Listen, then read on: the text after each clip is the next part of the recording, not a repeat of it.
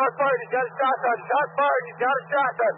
Lone Star 187 is intended for a mature audience. Listener discretion is advised. 2 ambulances, 612, 613 is for shots fired. Waves up in Washington, 724. Okay, stage 1. 214, back up. Case File 30, the Texas Bluebeard. Hello, everybody. Welcome back another week. to the podcast, the Lone Star 187. I hope you missed us Why am as I much as talking we like missed that? y'all. What the hell? What'd you say? I said, why am I talking like that? I don't know. All right. Did you so, have your game show voice on? Yes. Welcome back. Sunday.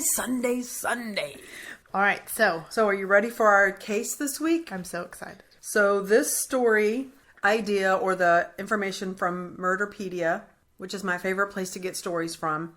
And this happened in the 30s. So this was back in 1938.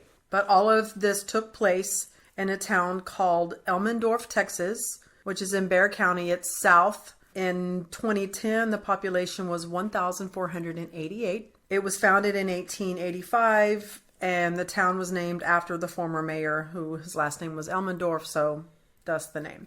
So the reason why, let's talk about what happened in this town that brought everyone's attention there. So it was the 30s. So let's talk about this person. His name was Joseph Douglas Ball. He was born in January of 1896, and he was the second of 8 children that were born to Elizabeth and Frank X. Ball. I'm sorry. The Ball family was one of the founding families of Elmendorf. Frank built the first cotton gin in the town. He used his earnings and invested heavily in real estate. So they were very prominent people in the city. But there's not a lot known about Joe and his childhood other than a few stories that were told by his relatives. He preferred to be alone. He wasn't like his dad, where he was very social and everything like that. He did love guns and was said to be an excellent marksman. He was capable of shooting a bird off a telephone line with a pistol from the bumper of his Model A Ford. And that was quoted by his nephew, Bucky Ball. Bucky's his nickname. And as Joe grew up, he worked for his dad most of the time, running the family business. But in April of 1917, he decided to enlist and go to the war. So, go to the war. I'm just going to go to the war Let's real just quick. get in the car and go to the war. It's just a day trip, not I'll a be big back. deal. I'll be back, don't worry. So, and it wasn't like he had to. This was his choice. So he was the first citizen of this city, Elmendorf, to enlist. He served on the front lines and was honorably discharged in 1919. When he came back home, he continued to work for his father. He married a woman named Clara Christina Wayne on April 21st in 1921, but the marriage was very short-lived. And this might not be Wayne. It might be Wahne. I don't know. Wahne. This was his first wife. It was short-lived, but he continued to work in the family business for another year until Prohibition offered a more financially lucrative vocation. Can you guess what that might be? You said Prohibition? Yep. Was that selling alcohol? So he became a bootlegger, and he ran whiskey and beer to everyone in the town and most of southeastern Bexar County. People just wanted to have You fun. know?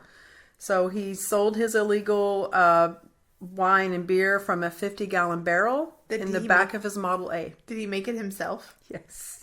Isn't that awesome? Eventually, Prohibition came to a close around the end of 1933. So he took some of the money that he had made bootlegging and built a bar called Sociable Inn.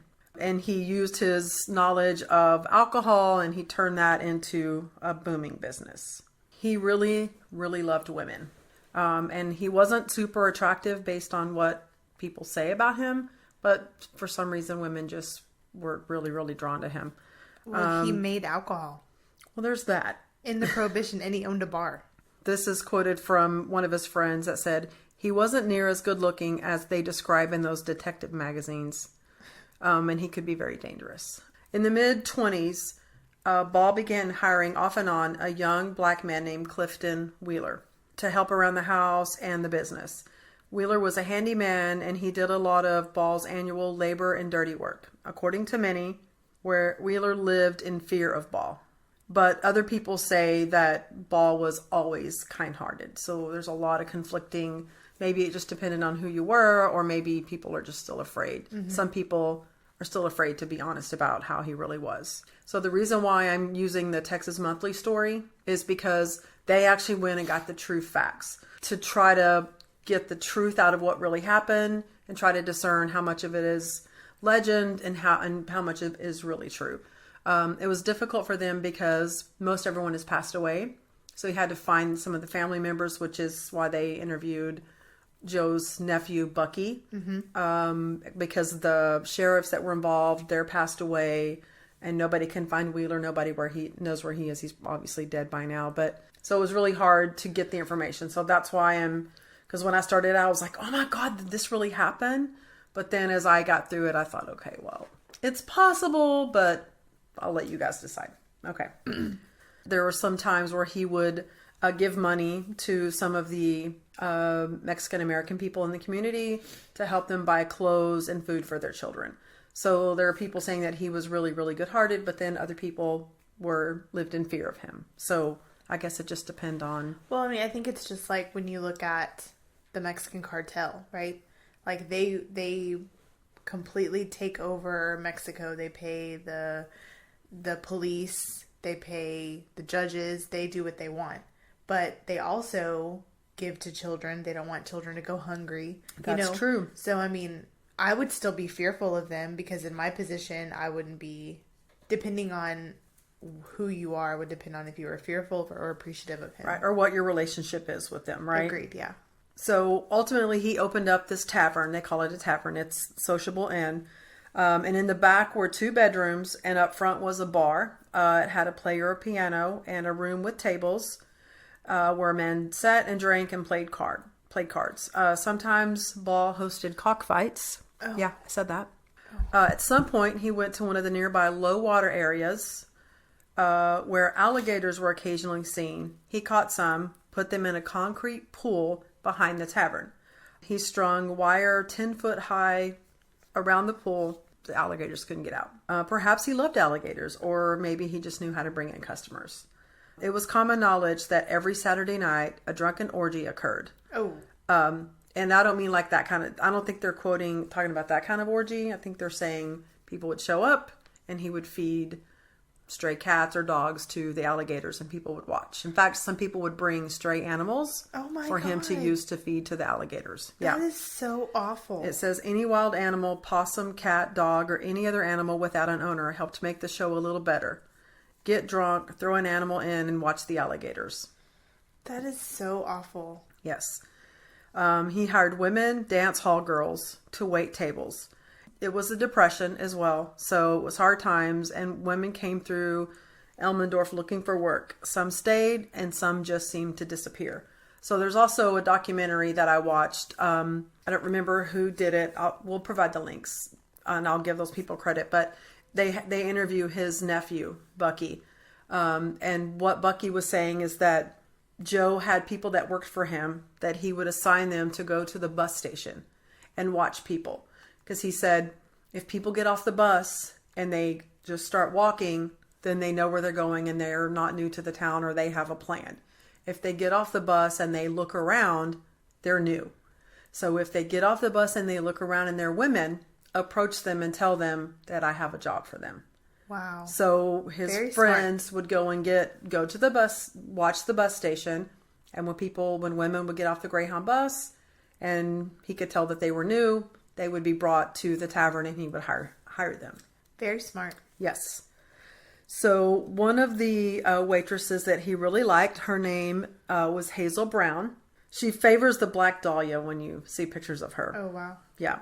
So before Hazel, he had fallen for other waitresses. In 1934 or so, he met a woman from Seguin named Minnie Gothard. Her nickname was Big Minnie. She was, according to everybody, a bossy, displeasing, and obnoxious person. But Joe liked her. She ran the bar with him and Wheeler, and had no fear of the drunk people that were there. At some point, though, Ball began seeing other barmaids. He was also dating one by the name of Dolores Goodwin, whose nickname was Buddy. And this is while he was dating Big Minnie, too? Yes. But Dolores was really, really in love with Joseph. Like, she fell in love with him hard. I don't think the other two did, but she really did love him. Even after one night, it was said that in the spring of 1937, he threw a bottle and hit her in the face, which gave her a scar that ran from her eye down to her neck. Oh, dang. Yes. So Hazel Brown's nickname was Shotzi. I don't know why, but anyway, that was her nickname. You can see how it would be confusing. Yeah. Mm-hmm. He was dating Dolores. He was having something on the side with Shotzi and was previously married, but that one didn't really last. Shotzi was younger than Dolores, so maybe that's why he was attracted to her. I don't really know. But Big Minnie could tell that something was going on and she didn't like it. She was like, I don't like it, and I'm not afraid to let you guys know that I don't like it. So she was very vocal about leave her alone. And what makes it even worse is that all these people work together. Yes, so they're together all the time. Okay, I'm dating you, and I have an inkling you might be dating them or fooling with them, but then I go to work and it's obvious that... Well, and there's nothing else to do there. Like, this is during the Depression. They're there to work. It's a bar. So you go to work and you deal with the drunks, you go home and go to bed, and you probably get up and go to the bar again. It probably opens as soon as you wake up and get to work, the bar's probably open again. So they're together all the time. Mm-hmm. And let's not forget that he was in the war, right? And so he probably has PTSD, and back then I don't think they did anything for them. Right, I mean, now we barely do a good job. We're trying. We're getting better. I seriously doubt that he was on any medication for it, or I don't even think they acknowledged. I don't think so. What you went through when you came back after, living through all of that. It was just how you were after the war. It's just who you were. You just weren't the same person, which is what is pretty consistent. So that summer, which was the summer of 37, the summer of 1937, Big Minnie disappeared. Ball told police that she was pregnant in a Corpus Christi hospital. And his friend Wheeler heard Bell tell someone that she was going to have a mixed baby. Okay. So he's saying she must have skipped town in a big hurry, though, because she left all of her clothes behind. So she was Caucasian and this baby was going to be that is what Ball told people, but how did he know that? Yeah. Right? True. Yeah. I think he's just trying to explain that he didn't want people trying to figure out where she really was. Okay. And for some reason, he made it known that she left all of her clothes behind. So in September, Ball married Dolores. Married? So he married Dolores. After they got married, he revealed a secret to her. And his secret was that he had taken Minnie to the beach and killed her. He killed her at the beach? And he told her, you don't have to worry. She's not going to make any more trouble for them. Fast forward to January of 1938. Not fast forward, back. So in January of 1938, Dolores was in a car. She was driving and she was signaling a turn. So she stuck her arm out of the window of the car. And I guess when she was turning, misjudged and there was a giant truck with cedar post on it that they used to make fences, and so it took her arm off. So she was missing an arm? Mm-hmm, part of her left arm. Of course, rumors flew around the town that Ball's crazed alligator tore off her arm. And no, actually, it had torn her arm off, and he threw it in and fed it to the alligators, which isn't true because she was in a wreck, and there was evidence of that. So in April, his wife Dolores disappears. Okay? But by April, he was seeing Hazel. So when he wasn't really concerned that she left because he was already seeing somebody else. So in 1934, he became involved with the barmaid Minnie. Okay. In the summer of 1937, he was involved with Dolores and Hazel. So at that point, he was just involved with Dolores and Hazel. In September of 1937, he married Dolores. In summer of 1937, he was involved with both Dolores and Hazel. And then in September of 37, he married Dolores. But at that point, Minnie was already disappeared. And it says that we've already established that he killed someone, right? Yeah. Yes. He killed Minnie. He told Yeah. Dolores Yeah. after they married that He killed Minnie in June of 1937. Okay. Okay. And then in September. He married Dolores and told her that he killed Minnie. Okay. And then the following year is whenever. And then Dolores told Hazel, hey. Oh, third. Yeah. Dolores, because they're friends. Dolores tells Hazel. So Minnie was the one that was really jealous. Okay. Okay. Dolores tells Hazel, hey, Joe told me that he killed Minnie.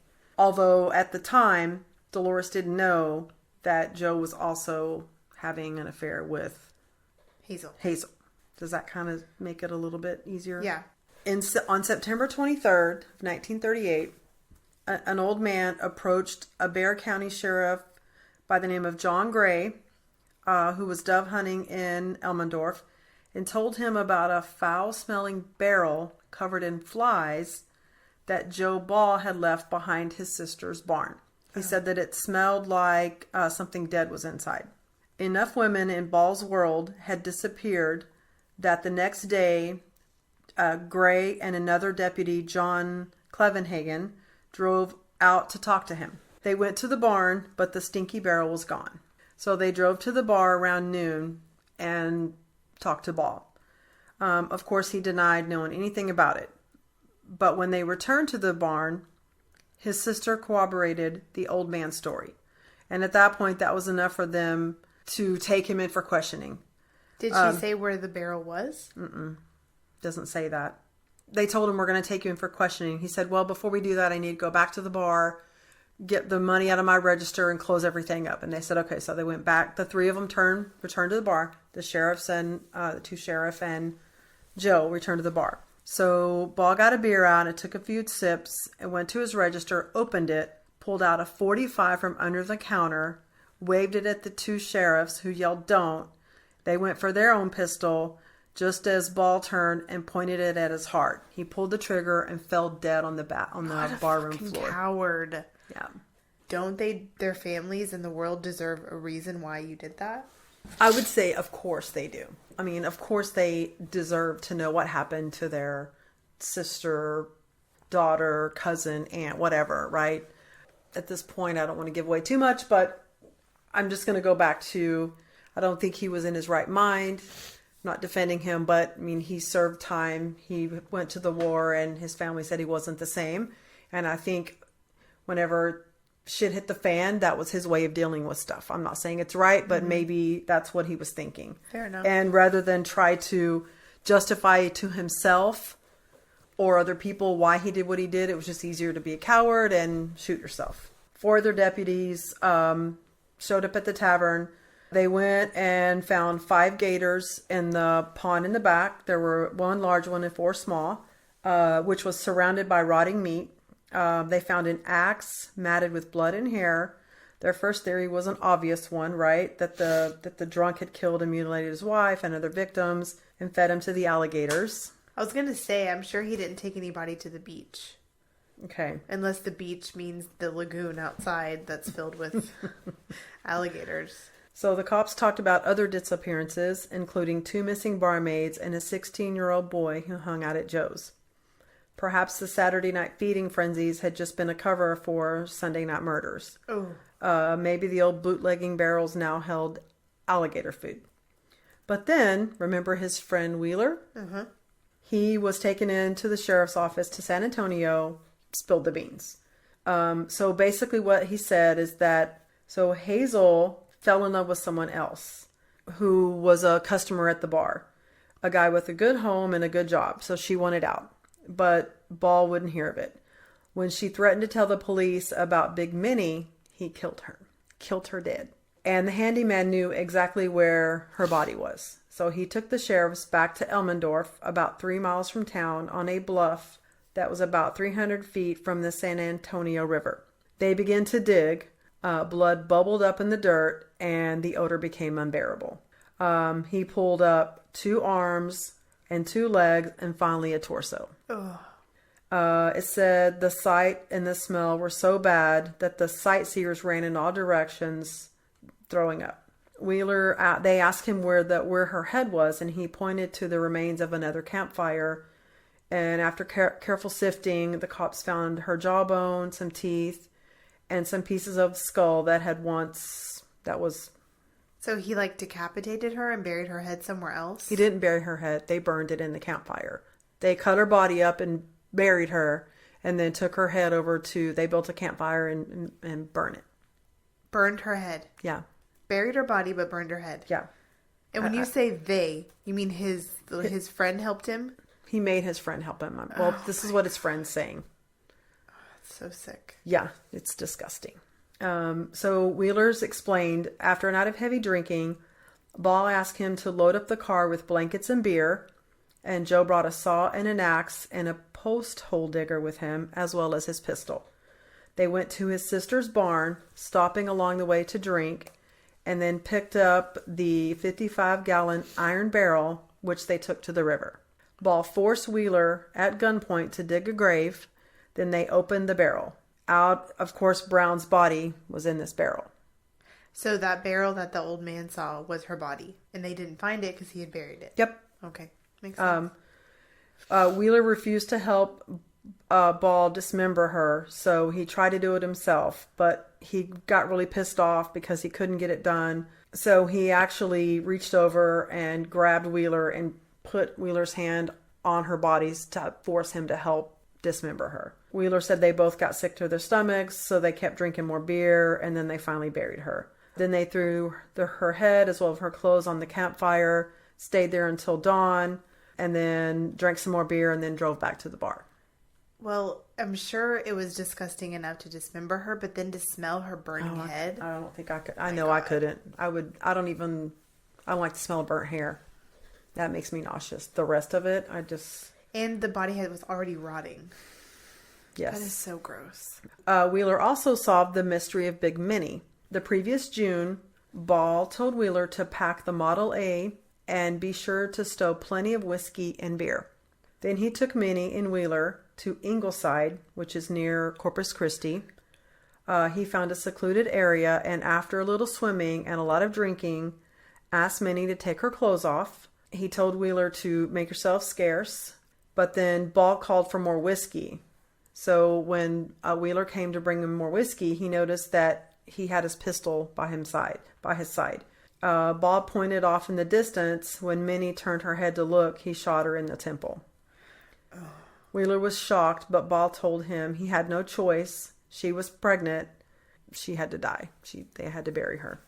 They buried her in the sand and then drove back to Elmendorf. So because she was pregnant with his child and he didn't want kids, he killed her?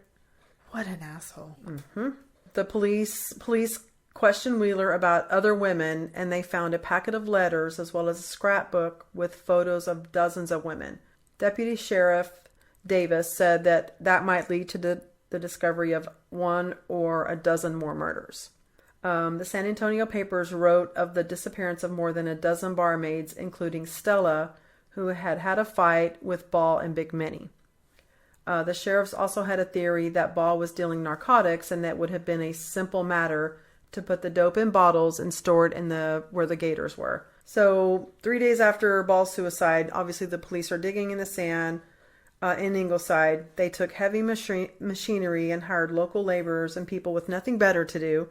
Sometimes hundreds of them came and watched. A local merchant set up a stand and began selling cold drinks. So they found Big Minnie and they have found Hazel, but Dolores is still missing. That's correct. Okay. Excitement in Rubens ran high. I'm not going to lie. I'd be out there buying a cold drink. I wouldn't be this close because it looks like they're looking into the hole. I don't know. I'd be right up there. And so at this point, they're suspicious of all the dunes because at this point, everything looks like there could be a body buried there, right? Yeah. So finally, on October 14th, they found the remains of Big Minnie, well preserved in the deep, cold sand. So she was really deep. Meanwhile, the police had located Buddy in San Diego. Oh, so she's alive. Mm-hmm. Oh, thank God. She fled from her husband and went to be with her sister. 2 weeks later, the two sheriffs brought her to San Antonio. On the way, they stopped in Phoenix and found one of the women listed as missing from the tavern. Buddy later said that Wheeler told her that on her last night on Earth, Shotzi, who didn't know Buddy was in San Diego, had accused Ball of killing her, just as he had killed Big Minnie. Shotzi badgered Ball until he flew into a rage. After a while, said Buddy, Joe hit her with his pistol, and I imagine that killed her. He shot her too, just to make sure. Yeah. What a piece of shit. They took the alligators to the San Antonio Zoo, and Wheeler received 2 years in jail as an accessory. 2 years? Yeah. For cutting up. Now, I know he was forced at gunpoint. Yeah. And this was like That's in the true. in 1938. The fact that he even served time is amazing. I agree. He got out and opened his own bar in town, but he soon had to leave because of he couldn't go anywhere without being harassed, right? So he left and was never heard from again. And at that point, the legend of Joe Ball just bloomed. The press had a field day. There was evidently something in a magazine called True Detective, which they call the monthly Bible of sordid true crime. We need to find some old episodes of that. That would be cool, I think. They found his story irresistible and wouldn't let it go. And they kept going back to the city to try to get all of the information. And they called him a murderous ladies' man. Hungry gators, sold magazines. Just did Bald use them to sell beer. But the facts in the story sometimes came from the writer's imagination. One of his friends said, my father called them once and asked, where did you get all these stories? Bucky's aunt, which was Joe's sister, tried to sue True Detective several times for their imaginative versions of his uncle, but he doesn't know if she ever collected any money. He said she didn't need the money. Their family was very wealthy. Since, Sure. they started all of this, the cotton gin and all of that, and, very businesslike. So they brought a lot of stuff over, brought a lot of money into the community. So a lot of other magazines picked up the story, and so did books like he's in one of the books called The Encyclopedia of Serial Killers and America's Most Vicious Criminals. And of course, if you go on the internet, they call him the Alligator Man, the Bluebeard of South Texas. You know what Bluebeard is, right? Mm-mm. It's rich men who marry women and then kill them, and then marry someone and then kill them. That's really scary that they have a term. Yeah, they have a term for it. It's some bullshit, isn't it? So, of course, every time someone told the story, they added more hype to it and got really... in fact, even on Murderpedia, it's wrong. They said that his handyman was a different name, like Wilfred Sneed. They don't even know who that is. I referenced the packet of letters. Mm-hmm. One of the letters was from Big Minnie telling him, I am still willing to break up you and Buddy, even if it's the last thing I do. Uncle Henry and I are going to take you to jail as soon as he gets here. I'm going to testify as to what I know. It doesn't say anything else. So what does she know about what? The bodies, the alligators, what? Right. Because she was the first one to be killed. Mm-hmm. So, that we know of. Right. In that town, at least. In that group of women. So, how many others were there? I mean, did he ever threaten her and tell her, I've done this That's before, true. And I'll do it again? Mm-hmm. Okay, I'm not afraid. And so there was also a tale that there was a man who stumbled into the bar, went outside where the alligators were, and claimed that he saw Ball pitching a woman's body into the pool. Ball threatened the man into leaving, and the man left to California and returned only after Ball was killed, when he killed himself. Other people say they saw Ball throwing pieces of human flesh into the pit. Ultimately, it's impossible to know for sure. Yeah. Because even though most of the missing women were accounted for, some never were. Maybe that's why he killed himself, is because, if his family started so much in that town, despite his actions, I'm sure he didn't want to shame his family any more than he knew he already had. Yeah. So if he dies right there, then it's unanswered questions. He seemed like a really intelligent man. Mm-hmm. He got a lot of business sense from his family. He seemed like he wanted to serve his country. He volunteered for that. It wasn't like you have to go enlist. Mm-hmm. Like I said, he was the first person in that city to enlist. So maybe he just lost himself over there, and maybe he couldn't help it. It sounded like he had a really bad temper. And even though, there were no human remains found in the alligator pond. Of course, that doesn't mean he didn't clean them up, and even though Wheeler never said anything about the alligators, that didn't mean he didn't know how to keep his mouth shut when it's time. So Buddy tried to set the record straight in a 1957 interview. This is Dolores, right? Remember, they found her. She said, I'm going to quote this, Joe never put no people in that alligator tank. Joe wouldn't do a thing like that. He was no horrible monster. Joe was a sweet, kind, good man, and he never hurt nobody unless he was driven to it. Someone mentioned the scar on her face, and she said, he didn't mean to cut me. He was throwing a bottle at another guy. There were just 2 murders. She said, I don't think those alligators ate a human body of any kind. And of course, his nephew Bucky agrees. Obviously. But if he didn't, then why did he kill himself? That's the question. Right? And if you think about it, like in the war, right? When you go to war, he was on the front line. These people are doing something that we don't like. So what we do is we get rid of them. So he comes back with that same philosophy. I like this girl. I'm dating her. She's trying to cause trouble. So just like in the war, I'll just get rid of her. Because that's what we do. We send these young men to war and we teach them that Kill the enemy. That's what you do. You kill. If they're going to hurt you, you kill them. And I believe in war. I know that there are times when it's needed. I'm not saying that it shouldn't be. If he came back carrying that mentality. His family, you can watch the documentary. His nephew says that his dad. Brother? Yes. Said that whenever Joe came back from the war, he was never the same. He was not the same person. I mean, you're killing people every day, all day long. You're shooting. You don't even know if you're killing them or not. Yeah. Sometimes you see people fall. Sometimes you don't. So you have to come back with some being messed up at some point in some way because you just took people's lives. Yeah. That's your job, is to kill people. And then you come home and we don't know at the time what kind of, like we do now, what war does to those men and women and how they react and how they, when they take that home, how they, can they compartmentalize it or can they not? Can they get past it or can they not? We don't know what he went through in the war, and then he's there, and then there's these women. So obviously he wasn't around women, right, when he was in the war. Probably not. Because women weren't in the war yet, I don't believe.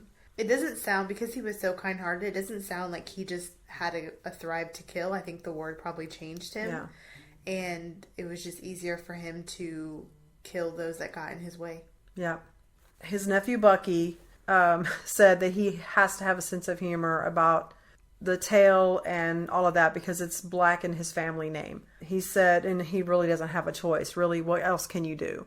You either try to defend him or you just have a sense of humor so you can move on. But Bucky had a funny story that when he was in training, he trained with the Green Berets in North Carolina in 1959. One of his friend's mother, who lived in New Jersey and knew Bucky's last name, sent her son a comic book that told the horrifying tale of Joe Ball and the alligators. Oh, man. Looked at his friend and said, "That was my uncle." Oh, my gosh. How embarrassing. He said, "That guy's eyes got as big as houses. This friend of mine saw me and said, 'Hey, did you bring your alligator with you?'" So people are going to have a sense of humor. Right. And honestly, there is no proof that he fed human flesh or people to the alligators. If that's what he did, why would he go all the way to Ingleside and bury a woman? And why would he bury the other woman somewhere there in the town that he lived in? And why would he need help dismembering the body? Exactly. He'd probably be an expert at so this point. I think it's cool. It makes good for a good story. Right, I agree. And I don't think that happened. I don't think so either. I don't think it did. I think I can see how people would go there. Well, and it, like you said, it makes for a good story. It's Yes. interesting. It makes it sound better. So there was a movie made. So in 1976, there was a movie called Eaten Alive by Tobe Hooper, Tobe. He's the same guy that also made the first Texas Chainsaw Massacre.